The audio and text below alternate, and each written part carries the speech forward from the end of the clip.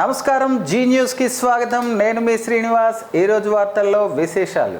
ప్రసిద్ధ పుణ్యక్షేత్రం ఆరోగ్య ప్రదాత అరసవల్లి ఆదిత్యుని ఆలయ హుండీ లెక్కింపు కొనసాగుతోంది.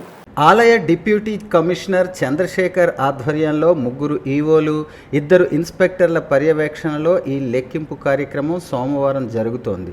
వైశాఖ మాసం సందర్భంగా ఆలయానికి భక్తుల రద్దీ అధికంగా ఉన్న దృష్ట్యా సుమారు 300 మందితో ఈ లెక్కింపు కొనసాగుతోందని డీసీ చంద్రశేఖర్ తెలిపారు.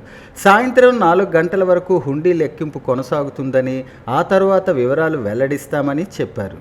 3 దశాబ్దాల క్రితం తండ్రి కింజరాపు ఎర్రన్నాయుడు కేంద్రంలోని యునైటెడ్ ఫ్రంట్ మంత్రివర్గంలో మంత్రిగా చేరారు. ఇప్పుడు ఆయన తనయుడు రామ్మోహన్ నాయుడు తాజాగా మోదీ మంత్రివర్గంలో మంత్రిగా చేరారు. మోడీ మంత్రివర్గంలో కేబినెట్ మంత్రిగా ప్రమాణం చేశారు. కేంద్ర మంత్రివర్గంలో కేబినెట్ అర్హత పొందిన వారిలో రామ్మోహన్ చాలా చిన్న వయస్సు కలిగిన వారు. ఆయన శ్రీకాకుళం లోక్సభ నుంచి ఈసారి హ్యాట్రిక్ సక్సెస్ కొట్టి విజేతగా నిలిచారు. ఆయన ఎన్నికల ప్రచారంలో కూడా ఈసారి గెలిస్తే కేంద్ర మంత్రిగానే అంటూ సాగింది. అనుకున్నట్టుగానే బీజేపీ అక్కడ ఎక్కువ సీట్లతో గెలిచింది. ఎన్డీఏ భాగస్వామ్యంలో మోదీ 3వసారి ప్రధానమంత్రి అయ్యారు. తెలుగుదేశం నుంచి రామ్మోహన్కి ఛాన్స్ ఉంటుందని అంతా అనుకున్నారు. అదే నిజం అయింది. రామ్మోహన్ కేంద్ర మంత్రిగా తన ప్రతిభను చూపాల్సిన సమయం వచ్చింది అని అంటున్నారు. ఉత్తరాంధ్ర జిల్లాల నుంచి 2014, 2018 దాకా పూసపాటి అశోక గజపతిరాజు కేంద్ర మంత్రి హోదాలో పనిచేశారు. ఆయన తరువాత ఎన్నో ఏళ్లకు మరోసారి కేంద్ర మంత్రి పదవి వెనుకబడిన ప్రాంతానికి వరించి వచ్చింది. రామ్మోహన్ ముందు చాలా సమస్యలు ఉన్నాయి. విశాఖ రైల్వే జోన్ని ఏర్పాటు చేయించి పూర్తి చేయించటం, విశాఖ స్టీల్ ప్లాంట్ ప్రైవేటీకరణ కాకుండా చూడటం, వెనకబడిన ఉత్తరాంధ్రకు ప్రత్యేక నిధులను మంజూరు చేయించటం, కేంద్ర ప్రభుత్వ విద్యా సంస్థలకు నిధులు తీసుకుని వచ్చి పూర్తి చేయించటం వంటివి ఉన్నాయి. శ్రీకాకుళం ఎంపీగా కింజరాపు రామ్మోహన్ నాయుడు వరుసగా 3 సార్లు ఎన్నికైనందున కూటమి అధికారంలోకి రావడంతో తెలుగుదేశం పార్టీకి కేంద్ర కేబినెట్లో 2 మంత్రి పదవులు లభించాయి.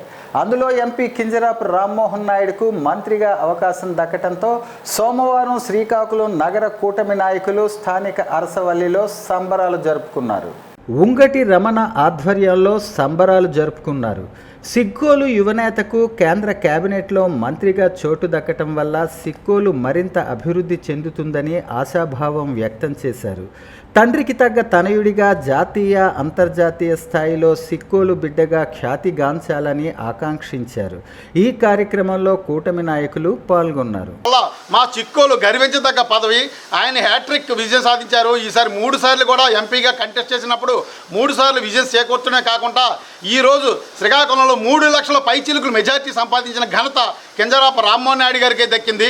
అలాంటి విజయాన్ని అందించిన శ్రీకోల్ ప్రజలకి మేము శిరస వంచి పాదాభివందనాలు తెలియజేసుకుంటున్నాం.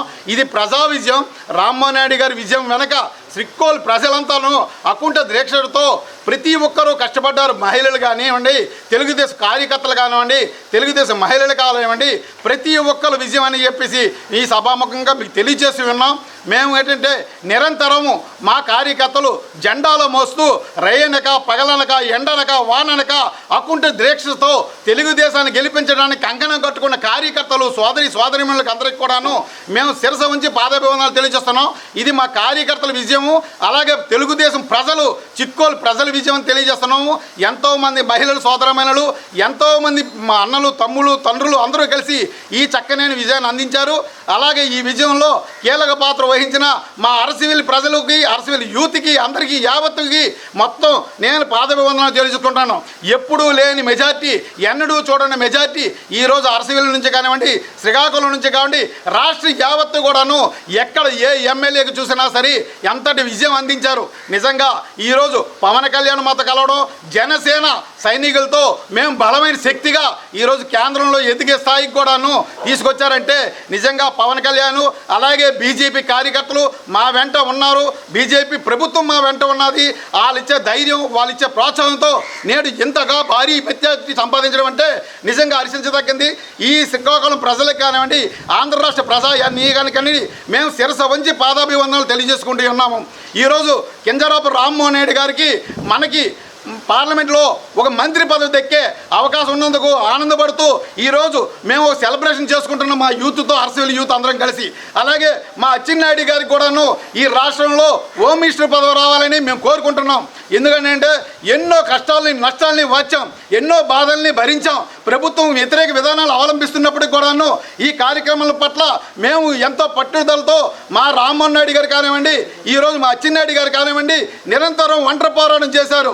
ఆ రోజు ప్రతిపక్షంలో ఉంటే ప్రతిపక్షంలో అడుగు పెట్టనీయకుండా కూడా అడ్డుకునే పరిస్థితిలో అధికార పక్షాలు ఉంటే ఆ రోజు కూడాను మా అచ్చెన్నాయుడు గారు అలాగే మా రామ్మోహన్ నాయుడు గారు నిరంతరం పోరాటం చేస్తూ మా కార్యకర్తలను ఉత్సాహం పరుస్తూ మా కార్యకర్తలు ఉన్నాము మేము దన్ను అంటూ ఈరోజు తెలియజేసి మా వెనక వెన్నుదన్నుగా నిలబడ్డారు.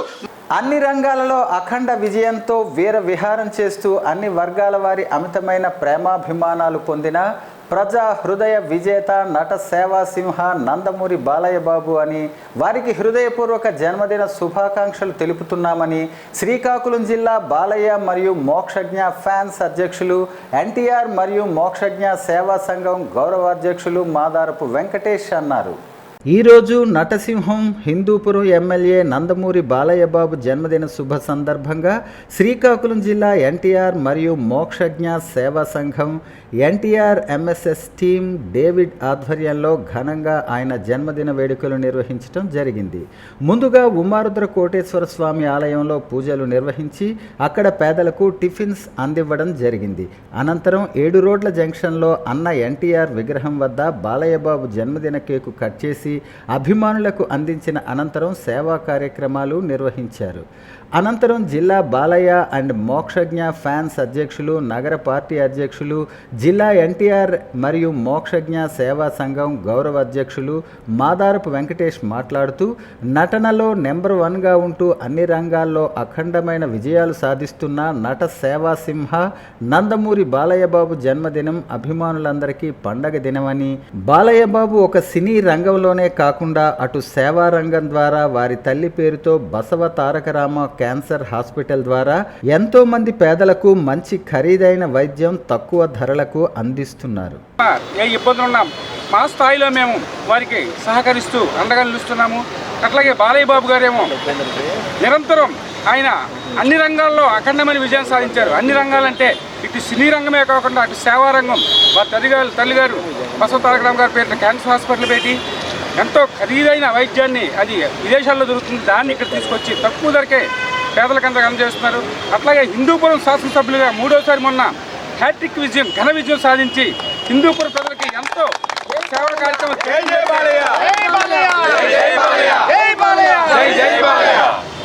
హిందూపురంలో అది నందమూరిపురం. ఆ రోజు అన్న ఎన్టీఆర్ గారి నుంచి హరికృష్ణ గారు కానీ బాలయ్య బాబు గారిని ఎప్పుడూ అక్కడ ఓటమి లేకుండా గెలుపొందుతున్నారు. మన 2019లో కూడా వైసీపీ ఎంత వేవ్ ఉన్నా సరే అక్కడ బాలయ్య బాబు గారు 17,000 మెజార్టీతో గెలవడం జరిగింది. ఇప్పుడు 30,000 దాటి మెజార్టీతో మన హ్యాట్రిక్ ఘన విజయం సాధించారు. ప్రజలకు సేవ చేస్తూ ఉంటే ఖచ్చితంగా ప్రజలు ఆదరిస్తారు, అండగా ఉంటారనే దానికి ఉదాహరణే బాలయ్య బాబు గారు శాసనసభ్యుడిగా కూడా 3వసారి ఘన విజయం. ఎందుకంటే తన సొంత డబ్బులతో హిందూపురంలో ఆయన ఎన్నో సంక్షేమ కార్యక్రమాలు, ప్రజలకు అందుబాటులో ఉండే అభివృద్ధి కార్యక్రమాలు చేయడం జరుగుతుంది. కాబట్టి ప్రజలు ఆదరిస్తారు. ఇక బాలయ్య బాబు గారు బసవ తారకరామ క్యాన్సర్ హాస్పిటల్ ద్వారా అయితే నిజంగా ఎప్పటికీ ఖచ్చితంగా మంచి సేవ చేస్తున్నారు. మన నవ్యాంధ్రలో కూడా, విజయవాడలో కూడా ఆ హాస్పిటల్ పెట్టే ఆలోచనలో 2014లోనే బాలయ్య బాబు చేశారు. అయితే పొరపాటులో అధికారం పోవడంతో తప్పింది. కానీ మళ్ళీ ఈరోజు ఆంధ్ర రాష్ట్ర ప్రజలందరూ కలిపి తెలుగుదేశం, బీజేపీ, జనసేన కూటమికి అధికారం అప్పచెప్పడంతో ప్రజల విశ్వాసం, నమ్మకం ఏదుందో తెలుగుదేశం పార్టీపై, నందమూరి అభిమానులపై, బాలయ్య బాబు గారిపై ఆ విశ్వాసం అమ్ము చేయకుండా ఆయన కష్టపడతారు. ఇక్కడ విజయవాడలో కూడా క్యాన్సర్ హాస్పిటల్ పెట్టే ప్రతిపాదన ఉంది. ఖచ్చితంగా మన ఆంధ్రులందరికీ దగ్గరలోనే మంచి ఆరోగ్య, మంచి వైద్య సేవలు అందుతాయి. ఇట్లా బాలయ్య బాబు గారు సినీ రంగంలో కూడా మొన్న అఖండ వీరసింహారెడ్డి, భగవంత్ కాసరి హ్యాట్రిక్ ఘన విజయాలు సాధించి తెలుగు చలనచిత్ర రంగంలోనే ఇప్పుడు ఆయనకి యాక్చువల్గా ఎంత వయసైనా యూత్లో కూడా ఒక మంచి అద్భుతమైన అభిమానం ఆయన పేరు ఎందుకు వస్తుందంటే ఆహాలో అన్స్టాపబుల్ కార్యక్రమం ద్వారా కూడా ఆయన చిన్న టీవీ కూడా దగ్గర అయ్యారు. అందరి అభిమానం బాలయ్యకి ఎక్కడికి వెళ్ళినా సరే ఏ ఫంక్షన్ అయినా ఒకటే ఒక నినాదం, జై బాలయ్య, జై బాలయ్య. ఆరోగ్య భారత్ సాధన కోసం సహజ ప్రసవాలు ప్రోత్సహించవలసిన అవసరం ఎంతైనా ఉందని, సహజ ప్రసవం అనేది బిడ్డకు జన్మనిచ్చే ఒక మార్గమని శ్రీకాకుళం నగరానికి చెందిన A1 ఆసుపత్రి స్త్రీ ప్రసూతి మరియు వైద్య నిపుణులు డాక్టర్ జి ప్రమీల అన్నారు. సిజేరియన్ డెలివరీ ద్వారా జన్మించిన శిశువులు బలమైన రోగ నిరోధక వ్యవస్థను అభివృద్ధి చేసే అవకాశాలు తక్కువగా ఉంటాయని అన్నారు. సోమవారం శ్రీకాకుళం నగరంలో శ్రీ ఫంక్షన్ హాల్లో ఏర్పాటు చేసిన ఒక కార్యక్రమంలో డాక్టర్ మూల వెంకట్రావు ప్రమీల దంపతులను సత్కరించారు. స్టార్ వాకర్స్ క్లబ్ కార్యదర్శి బత్తుల దేవీప్రసాద్ కుమార్తె ఇటీవల A1 ఆసుపత్రికి డెలివరీ కొరకు వెళ్ళగా అక్కడ వైద్యులు ప్రమీల నేతృత్వంలో సిబ్బంది సహజ ప్రసవం చేసి తల్లి బిడ్డ ఆరోగ్యంగా ఆనందంగా సంతోషంగా ఉండే విధంగా చికిత్స అందించారు. ఈ సందర్భాన్ని పురస్కరించుకుని దేవీప్రసాద్ దంపతులు డాక్టర్ ప్రమీల మూల వెంకట్రావు దంపతులకు సత్కరించారు. ఈ సందర్భంగా డాక్టర్ ప్రమీల మాట్లాడుతూ ప్రసూతి కొరకు వచ్చే గర్భవతి మరియు వారి తల్లిదండ్రులు సహకరిస్తే సహజ ప్రసవాలు చేయటం జరుగుతుందని స్పష్టం చేశారు. నొప్పులకు భయపడి అనేక మంది కోరి సిజేరియన్ చేయమని బలవంతం చేయటం వల్ల తప్పని పరిస్థితుల్లో సిజేరియన్ చేస్తున్నామని అన్నారు. ఈ కార్యక్రమంలో వాకర్స్ ఇంటర్నేషనల్ సంస్థ 102 గవర్నర్ జామి నారాయణ స్వామి, స్టార్ వాకర్స్ క్లబ్ ప్రతినిధులు పాల్గొన్నారు. కేంద్రంలో మూడోసారి ప్రధానమంత్రిగా పదవీ స్వీకారం చేసిన నరేంద్ర మోదీకి ఇతర మంత్రులకు స్వాగతిస్తూ శ్రీకాకుళంలో NDA కూటమి ఆధ్వర్యంలో విజయోత్సవ సంబరాలు శ్రీకాకుళం నగరంలో అంగరంగ వైభవంగా జరిగాయి. ఈ సందర్భంగా బీజేపీ రాష్ట్ర మహిళా మోర్చా ప్రధాన కార్యదర్శి ఎస్ ఉమామహేశ్వరి మాట్లాడుతూ నీతివంతమైన పాలన సాగించే మోడీకి దేశ ప్రజలు నీరాజనాలు పడుతున్నారని, పేదరికాన్ని రూపుమాపేందుకు మోడీ సారథ్యంలో కేంద్రంలో మంత్రులు కృషి చేస్తున్నారని చెప్పారు. శ్రీకాకుళం పార్లమెంటు సభ్యులు కింజరాపు రామ్మోహన్ నాయుడుకు కేంద్ర కేబినెట్లో మంత్రిగా ఎంపిక చేసినందుకు మోడీ సారథ్యంలో ఉన్న NDA నేతలకు అభినందిస్తూ ఈ సంబరాలు జరుపుకున్నారు. బీజేపీ, టీడీపీ, జనసేన నేతలు, కార్యకర్తలు, అభిమానులు పాల్గొన్నారు. ఈ సందర్భంగా మిఠాయిలు పంచిపెట్టారు. పోలవరం సాధన, అమరావతి రాజధాని ఏర్పాటు, యువతకు ఉపాధి, చక్కని భవిత చంద్రబాబు నాయుడుతో సాధ్యమని పలువురు నేతలు అన్నారు. జూలై 1వ తేదీ నుంచి దేశవ్యాప్తంగా అమలులోకి రానున్న 3 నూతన నేర న్యాయ చట్టాలైన భారతీయ న్యాయ సంహిత, భారతీయ నాగరిక సురక్షా సంహిత, భారతీయ సాక్ష్య అధినియం చట్టాలపై శ్రీకాకుళం జిల్లా వ్యాప్తంగా అన్ని వర్గాల ప్రజల నుంచి అభినందనలు, ప్రశంసలు వస్తున్నాయి. ఈ సందర్భంగా శ్రీకాకుళంలో పలువురు సీనియర్ న్యాయవాదులు, న్యాయ నిపుణులు మాట్లాడుతూ ఈ నూతన చట్టాల అమలు ద్వారా నేరస్తులకు సరైన సమయంలో శిక్ష పడుతుందన్నారు. బ్రిటిష్ ప్రభుత్వ కాలంలో అమలు చేసిన చట్టాలలో నేరస్తులు శిక్షల నుంచి తప్పించుకునే అవకాశం ఉండేదని, ఇప్పుడు ప్రవేశపెట్టిన 3 చట్టాల ద్వారా తప్పు చేసిన వారికి సరైన సమయంలో శిక్ష పడేలా కేంద్ర ప్రభుత్వం ఈ చట్టాలు తీసుకొచ్చిందని అన్నారు. కావున దేశ ప్రజలు ఈ చట్టాలపై పూర్తి స్థాయిలో అవగాహన కలిగి ఉండి అన్ని వర్గాల వారికి వీటిపై సమగ్రమైన అవగాహన కల్పించేందుకు కృషి చేయాలని కోరారు.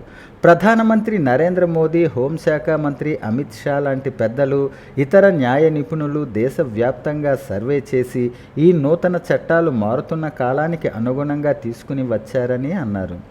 పోలీసు, కార్యనిర్వహణ శాఖ, న్యాయశాఖతో పాటు స్వచ్ఛంద సంస్థలు ప్రతినిధులకు నూతన చట్టాల సారాంశంపై అవగాహన కల్పించాలని పలువురు న్యాయవాదులు కోరుతున్నారు. చట్టాలు 3 కొత్త చట్టాలని ప్రవేశపెట్టింది. ఒకటి భారతీయ నాగరిక సురక్షా సంహిత 2023 యాక్ట్, గతంలో దాన్ని CRPC అనేవాళ్ళం. అలా భారతీయ సాక్ష్య అధినియం అనేది ఎవిడెన్స్ యాక్ట్ అనేవాళ్ళం. అలా భారతీయ న్యాయ సంహిత అనేది IPC అనేవాళ్ళం. ఈ 3 కొత్త యాక్టులు ప్రవేశపెట్టింది. ప్రజల్లో వచ్చిన కాలానుగుణ మార్పులు, సమాజంలో వచ్చిన కాలానుగుణ మార్పులు బట్టి మనుషుల ప్రభావాల్లో మార్పులు వచ్చాయి కాబట్టి తదనుగుణ ప్రభుత్వాలు చట్టాలను రూపకల్పించవలసిన బాధ్యత ఉంది. అది లెజిస్లేచర్ బాధ్యత. అటువంటి బాధ్యత కేంద్ర ప్రభుత్వం నరేంద్ర మోడీ గారు ప్రధానమంత్రి గారి ఆధ్వర్యంలో, హోమ్ మినిస్టర్ అమిత్ షా ఆధ్వర్యంలో ఈ కొత్త చట్టాలు రూపొందించడం జరిగింది. వాడు చాలా సమీక్ష కూడా జరిగింది. చాలా భారతదేశం మొత్తం సమీక్ష, న్యాయ వ్యవస్థలో కానీ, న్యాయవాదుల్లో కానీ, పబ్లిక్ పాలసీ కానీ, పోలీసు వ్యవస్థలో కానీ సమీక్ష జరిగి ప్రజల్లో పెట్టిన తర్వాత ఈ యాక్ట్స్ ఇంప్లిమెంట్ చేస్తుంది ప్రభుత్వం. ఈ కొత్త చట్టాల అవసరం ఎంతైనా అవసరం ఉంది. ప్రస్తుత సమాజం పూర్తిగా మార్పులు వచ్చాయి.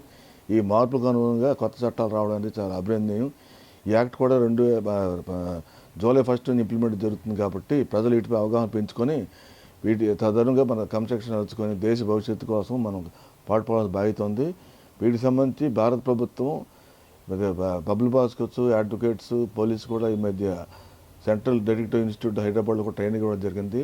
ఆ ట్రైనింగ్లో చాలామంది నిష్ణాతులైన న్యాయవాదులు, న్యాయమూర్తులు, అకాడమిక్ పర్సన్స్ కూడా వచ్చి వాటిపై ట్రైనింగ్ ఇవ్వటం, వాటిపైన సమాజంలో అందరికీ వీటి విశ్లేషణ చేయాలని బాధ్యత మాకు అప్పటి కూడా జరిగింది. వీటిపై ఇంకా చర్చ టైం ఇంకా 1 month టైం ఉంది కాబట్టి ప్రజల్లోకి యాక్ట్ అవ్వాల్సిన అవసరం ఉంది. ఆ ప్రకారం ప్రజలు కూడా కన్స్ట్రక్షన్ వచ్చి కొత్త చట్టపు అవగాహన పెంచుకొని వాటి ద్వారా సంరక్షణ అలవర్చుకుంటారని నేను ఈ సందర్భంగా తెలియజేస్తున్నాను. విజయనగరం జిల్లా గుర్ల మండలం భూపాలపురం గ్రామానికి చెందిన నైధన వెంకటలక్ష్మి అనే కాలేజీ విద్యార్థిని ఇటీవలే ఆటో ప్రమాదంలో గాయపడిన విషయం విదితమే. తండ్రి కూలి పని చేసుకుంటూ కుటుంబాన్ని పోషిస్తూ 2 కుమార్తెలను చదివిస్తున్నారు. గత నెల 26న ఆటో బోల్తా పడిన ప్రమాదంలో ముఖమంతా చిందరవందర కావటంతో ఆ అమ్మాయి ప్రస్తుతం విజయనగరం కస్వి వైద్యశాలలో చికిత్స పొందుతుంది. వీరి కుటుంబ ఆర్థిక పరిస్థితి తెలుసుకున్న శ్రీకాకుళం చేయి కలుపుదాం సేవా సంఘం సభ్యులు తమ బాధ్యతగా 25,000 రూపాయల ఆర్థిక సహాయాన్ని సోమవారం బాధిత కుటుంబ సభ్యులకు అందించారు. అనంతరం సంస్థ అధ్యక్షులు సీపాన సంతోష్, జనరల్ సెక్రటరీ బొబ్బిలిపల్లి వినోద్ కుమార్లు మాట్లాడుతూ అమ్మాయికి ఇంకా 2 సర్జరీలు అవసరం పడతాయని, ఆర్థికంగా ఆ తల్లిదండ్రులు పెట్టుకోలేని పరిస్థితిలో ఉండటం వల్ల దాతలు సహాయం కోరారని తెలిపారు. దాతలు వీరి కుటుంబాన్ని ఆదుకోవాలని ఈరోజు సహకరించిన చేయి కలుపుదాం సేవా సంఘం సభ్యులకు కృతజ్ఞతలు తెలిపారు. కార్యక్రమంలో జనరల్ సెక్రటరీ బొబ్బిలిపల్లి వినోద్ కుమార్, రమణ, సతీష్, బాలా, సాయి, యువరాజ్, నాగరాజు, వెంకటలక్ష్మి కుటుంబ సభ్యులు తదితరులు పాల్గొన్నారు. తెలుగు ప్రజలలో నిరంతరం చైతన్యం నింపిన ప్రముఖ స్ఫూర్తిదాత, అక్షర యోధుడు, నిరంతర శ్రామికుడు, దేనికి తలవంచని ధీశాలి, తెలుగువారు గర్వించదగ్గ దిగ్గజం, ఈనాడు సంస్థల అధినేత శ్రీ రామోజీరావు గారి మరణం తెలుగు జాతికి తీరని లోటు అని శ్రీకాకుళం లయన్స్ క్లబ్ నాటుకుల మోహన్ అన్నారు. Margadarsi chit funds, Eenadu, Usha Kiran movies, Eenadu journalism school, Ramoji film city, పలు భాషల్లో ఈటీవీ లాంటి ఎన్నో సంస్థలను ప్రారంభించి ఎందరికో ఉపాధి కల్పించారు.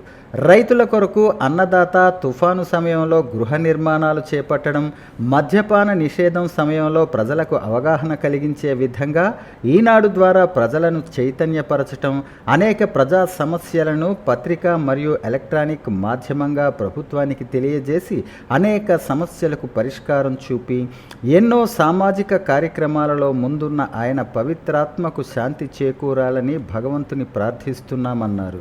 వారి కుటుంబ సభ్యులకు, రామోజీరావు సంస్థలలో సేవలందిస్తున్న యావత్ ఉద్యోగులకు మా తరపున ప్రగాఢ సానుభూతిని తెలియజేస్తున్నాం.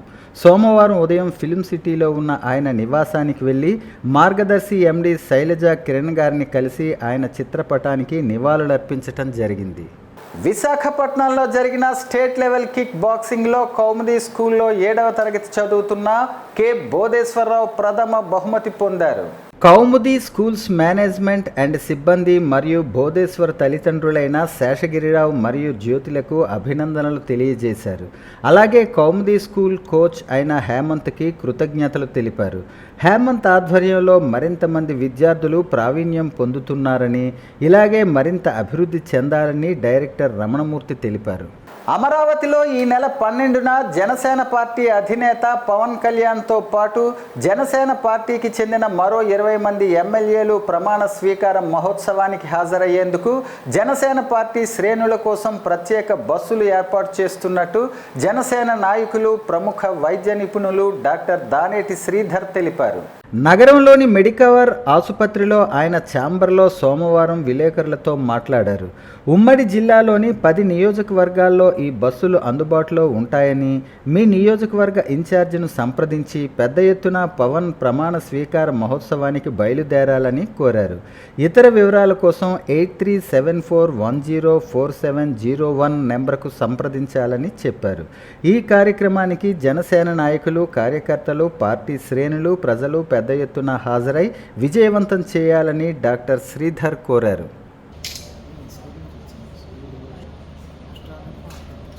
సో చేస్తాడు.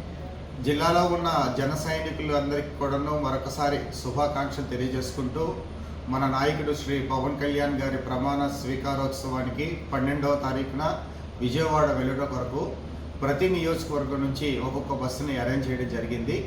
ఈ సదుపాయం కోసం మీరు నేను చెప్పబోయే నెంబర్ ఒకసారి నోట్ చేసుకోండి. 8374104701 ఆ నెంబర్ని సంప్రదించి ప్రతి నియోజకవర్గం తాలూకా ఇన్ఛార్జీలు ఆ నెంబర్తో మాట్లాడి మీ బస్ తాలూకా సౌకర్యాల గురించి తెలుసుకోండి. అందరికీ నమస్కారం. వార్తలు సమాప్తం. మళ్ళీ తర్వాత బులెటిన్లో కలుసుకుందాం. నమస్కారం.